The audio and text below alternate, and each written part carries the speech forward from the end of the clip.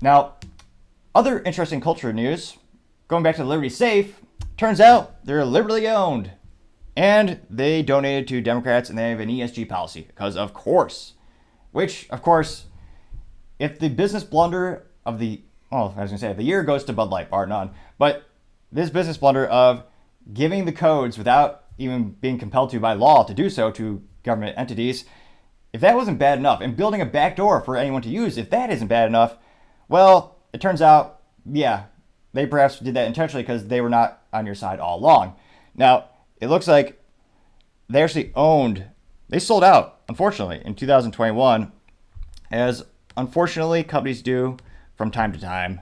Now, it looks like the company that purchased them was by the name of Monomani Capital Partners. Think, are they a parody of Monopoly? Maybe they all wear top hats. I'd only presume that must be true because it's a fancy East Coast company. So it looks like they're a liberal East Coast investment firm. And thanks to Charlie Kirk, he actually pulled the FEC reports on the company and found that approximately $400,000 over the last 10 cycles of max donations to Democrats, including Raphael Warnock, John Fetterman, Melinda Barnes, and Mark Kelly, to name a few. It looks like Liberty Safe current CEO Justin Hillenbrand was a founding member of Monomami and had donated $4,600 to Obama for America. Which, again, there's an ironic pun you see at gun stores that actually have stickers, because bumper stickers, people love them for some reason. And one of the most popular ones I remember from the 2008 era elections was, there was one with Barack Obama and it said gun dealer of the year, gun salesman of the year. That was a time when there were more guns sold, not in I'd say in modern history, in terms of the past 20 years. It was a huge spike in sales because everyone was worried about bans and presumably, and of course, more restrictions to come. And it's one of those things where, yeah, you're donating to the party that overwhelmingly wants to ban the product that you're selling a product to support. Because, spoiler alert, if you ban guns, you don't need gun safes. And again, I know people use them for different things, but that's their main market. So why this why this capital investment firm bought the company is beyond me. And it looks like it just gets worse from there. And it shows even more donations. So you had Tim Ryan from Ohio, Maggie for New Hampshire, Susan Wild for Congress, Annie Gregg for Congress, Steve Irwin for Congress. I thought he died of a Stingray accident. Crikey.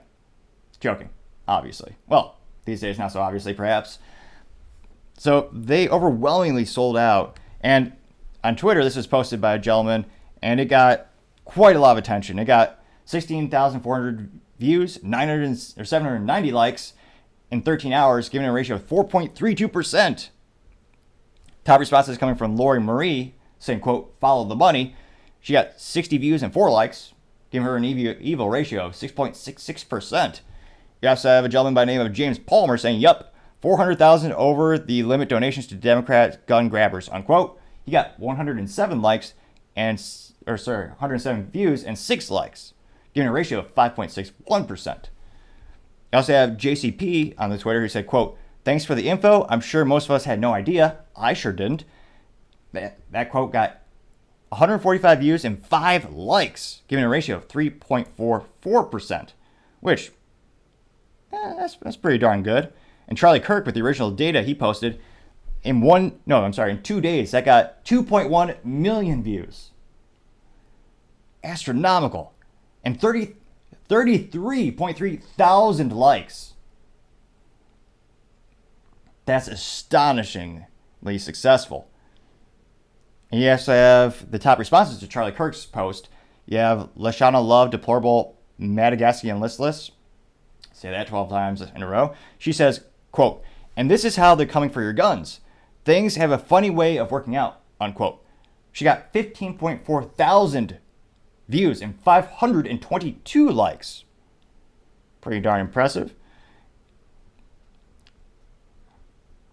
And it looks like you have somebody named Chris Malchik saying, quote, conservatives are quickly going from boycott to a cancel culture mob. Interesting.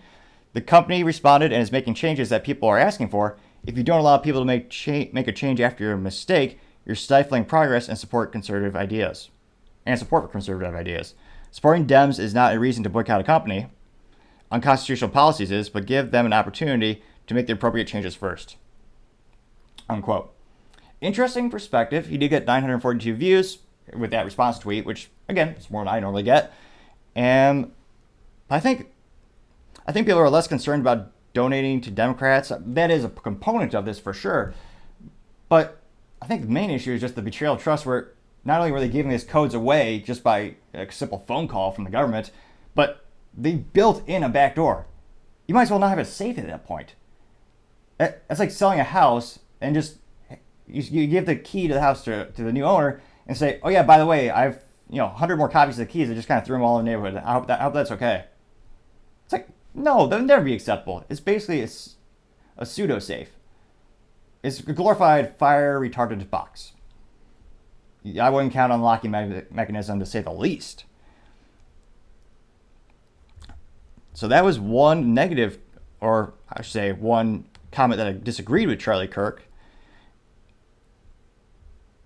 And you also have somebody named Ryan Waletsky saying, quote, interesting and clear reason to boycott. Don't invest in Democrat companies that discriminate politically, unquote.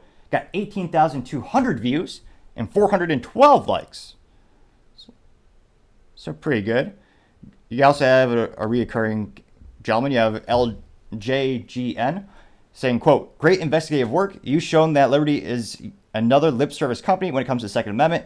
Just like Black Rifle Coffee, they presented themselves quite differently than how upper management behaves. For example, donating money to candidates and political parties, antagonistic to the Second Amendment, unquote. And I'd have to do more fact checking on that. I'm not sure about the Black Rifle Coffee political donations. I see he tries to explain it by another follow-up tweet saying, quote, the leadership of Black Rifle Coffee are Democrat contributors. They are basically woke. They exploit the image of Black Rifle Coffee, but just like Liberty Safe, it is a mask. So perhaps I need to do a little investigation into it at another time.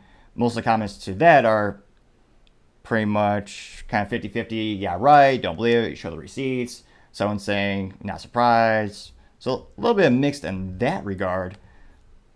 But in terms of the safe company making a comeback, I would say I don't see it happening. There's not an exponential amount of competitors like you see in the Bud Light instance, where the competition is right there. It tastes all about the same with the cheap light beer.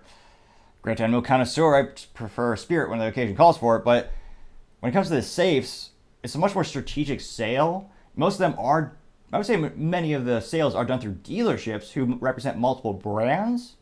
So the competition is close in terms of they might be in the same building. So that might lead to more sales losses. But it'll be interesting to see the frequency of how quickly the sales go down. I have the same instance or same question with Best Buy with the boycott, where they actively discriminate against people with religious faith. Well, I should specify specifically Catholics and Christians. They seem to be the only group you're allowed to discriminate in the United States. Disgustingly enough, people allow that. But because the items you purchase there they're not perishable, like Bud Light, where it'll go bad if it's on a shelf, and you go to the grocery store twice a month or maybe once a week. It's one of those instances where with a safe, people are buying a safe. I mean, Liberty Safes, I think they start at, like, if you have the standalone safe at like $1,100, they go up to like 20 grand. It's like a Porsche. You get to customize it however you want, based on the a myriad of things, from the thickness of the steel to the hours that it's rated for fire resistance, to the type of combination, materials, color, yada yada yada. With those types of long-term sales cycles, you have people saving up for years, including myself. I'm glad I didn't go with Liberty Safe now that this news has come out. But how quickly will we see the sales dry up or drop precipitously? Will it be weeks, months? And how much cash do they have in reserves to get over this? With such a large, and again, the competition is fierce. There's a lot of great competitors who make made in the USA safes and do not have these types of backdoors and do not have these types of policies where they acquiesce to law enforcement without even legal paperwork compelling them to do it. They didn't even do the bare minimum, which is a sign that they are just not meant, not just, well, I was going to say they're mentally vacuous or empty. They knew what they were doing, I suspect, because it seemed like they had a relationship with the FBI, specifically as well. There are many instances or reports where they said, oh yeah, they just give us a call, and gave up the code, not really compelling them to do it. Kind of like they were just buddies. And given the background of, who owns the company, and it is unfortunate they sold out in 2021. I really wish they didn't. I don't know if these policies date back, 10 years, 10 weeks. I suspect that will come out with further investigation, but it's one of those instances where I just gotta say, with Liberty Safes, I'd say, let me know in the comments, would you ever buy one again? Does this affect your perception of the company? Will you ever entertain a purchase of one? And if you did, you're going to swap out the locking mechanism for a third party, aka a different manufacturer?